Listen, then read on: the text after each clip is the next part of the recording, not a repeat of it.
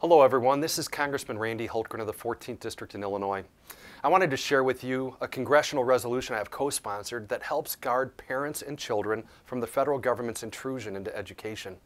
Many of you attended my Education Summit last summer at McHenry County College on the Common Core State Standards, a set of academic standards in English and math. Illinois and about 45 other states initially adopted and began to implement these standards.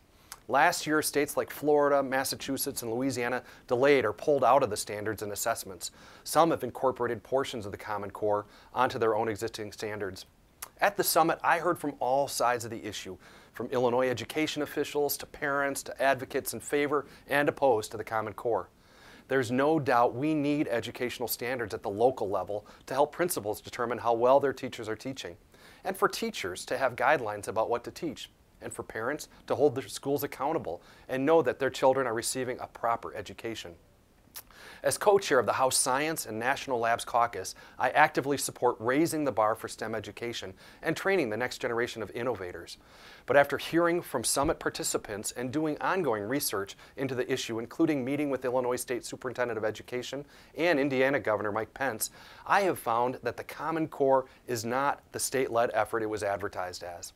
I have concerns that the standards are not as rigorous as they need to be, and that the cost to implement these tests and assessments associated with them are prohibitive to Illinois in its dire financial condition. But ultimately, the Common Core threatens the control of local communities and parents over their children's education.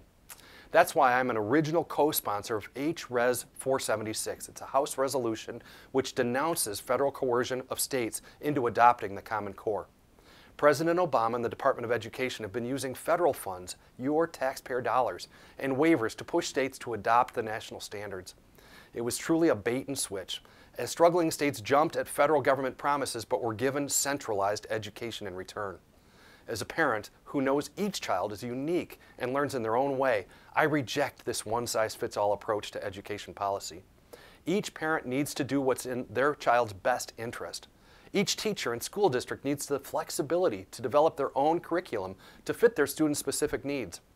Unfortunately, when the federal government dangles race-to-the-top grants and No Child Left Behind waivers to lure states into adopting national education standards, local control over education weakens.